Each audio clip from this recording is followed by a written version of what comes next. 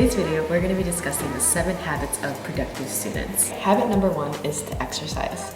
And I know, it's a very obvious habit, but hear me out. So studies have shown that just 20 minutes of exercise improves your mood for up to 12 hours. So this is a fairly common habit for productive students because when you have more energy and you're in a good mood, therefore you're more efficient at doing things. And when you're more efficient at doing things, you get things done more easily and you get more things done. You just have more time for things. So this is a fairly easy habit, but really impactful habit. So the next thing I have here is to multitask the right way. Before I say anything more, I know that multitasking is something that we cannot do because what may appear to be multitasking or simultaneous focusing is in fact a rapid alternation of focus. But the more routine a stimulus is, the less it interferes with rival stimuli. You can do more than one thing at the same time if those two things require different levels of cognitive demand or different levels of physical demands. So for example, things that we have to do every day. We have to get in our physical activity, we have to do laundry, we have to cook, but these things can be done at the same time as doing other things because these are really routine things that we don't really have to think about when we're doing. You can go on a walk on your treadmill or go on a walk and read something really lightly. Or you can listen to a podcast when you're doing laundry. And in the book Thinking Fast and Slow, a mild physical arousal of the walk may actually spill over into greater mental alertness. So this is actually beneficial because not only are you doing two things at the same time, you're doing them in an effective way that helps the other thing. The takeaway of this habit is that be aware of how different tasks require different levels of mental toughness and you should use that to your advantage. So the next key thing about productivity is to be aware of when you're most productive and when you have the most brain power. So the thing that I know about myself is that I'm most productive in the morning. So I do more complex tasks, things that I dread doing the first thing in the morning. And that's because willpower is a finite resource. So willpower is like the muscles in your arms or your legs and it gets tired as it works harder. So there's less power left over for other things. So if you use it up too early in the morning or like when it's really full on doing tedious tasks like writing emails, filling out forms, or doing anything administrative, then by the time you're done with that, all your willpower is gone and you have none left for the things that you actually have to do that require a lot of thinking.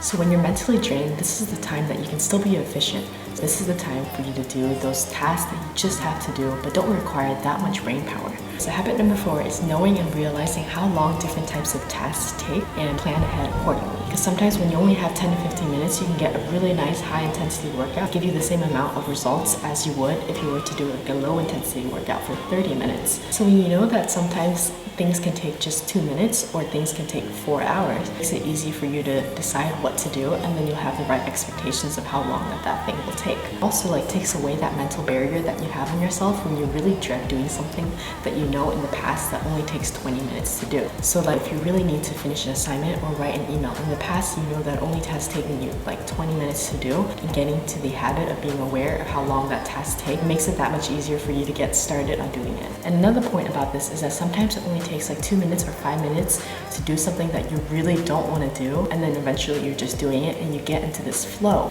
So flow is like performing at high levels of something really challenging and it feels effortless because you don't have to think about it, you're just doing it. The next habit is to take advantage of your downtime and your transitional times. So downtime can be anything from 5 minutes to 10 minutes to even more, but it's any time when you're just waiting for something to happen. Like you're waiting for class to start, you're waiting in line in the grocery store, or you're waiting for an appointment. So if you find yourself having a lot of these downtimes throughout the day, you can use this time to read articles that you've previously downloaded on your phone, or read an ebook, or read your emails, or do some flashcards. So that way, at the end of the day, you don't have to do them all at once because you've done them throughout the day little by little. Or transitional time. If you're driving from one place to another, you can use this to listen to an audiobook or a podcast again. And the thing about transitional time is that if you get back home from school or from work, instead of spending 15 minutes just relaxing, sitting and scrolling your phone, deciding what to do next, you can plan ahead and be okay, when I get home from school or from work, I'm going to work out. So you can immediately change into your gym clothes. You can get started on your workout and your next task right away. So the next habit is to deliberately build environmental cues that get into routines. In this book, it talks about the habit loops. In a habit, you have a cue, a routine, and then a reward. So the cue and reward becomes intertwined until a powerful sense of anticipation and craving emerges. So the cue, the trigger, the environmental cue that you put yourself eventually creates this trigger that every time you see the cue, you expect or you crave that feeling of reward that you get. So cue triggers your brain to go into this automatic mode and decide which habit to use without any decision making. So an example would be putting on your workout clothes every day at the same time of day. And the routine would be physically going throughout that workout. And the reward can be anything from like a hot shower or like stretching or like having a nice lunch. And so that becomes a routine. Eventually, that cue will lead us to crave that feeling of completeness, that feeling of feeling good after a workout or feeling good after completing a task. Start to crave the suffering, whether physical or mental, because you crave that feeling of accomplishment or endorphins when you finish the day's routine. You look forward to the pain because that's followed by the joy of success. So another example could be like leaving out your textbook or your notes readily open on your laptop every morning. So then that's a cue.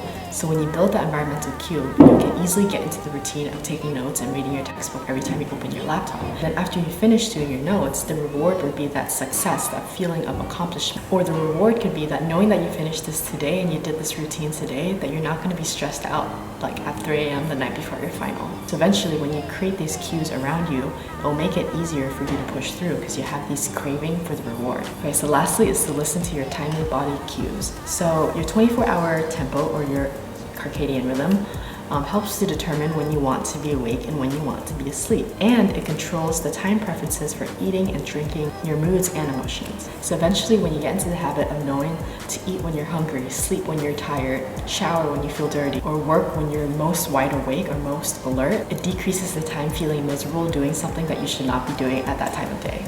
And so you're avoiding being inefficient. And the book also says, following the full night of sleep, you are now ready to face another 16 hours of wakefulness with physical vigor and sharp brain function. So if you really take advantage of the best times your body performs and take advantage of it, you can be so efficient in doing your work. Okay, so that's all I have for you guys today.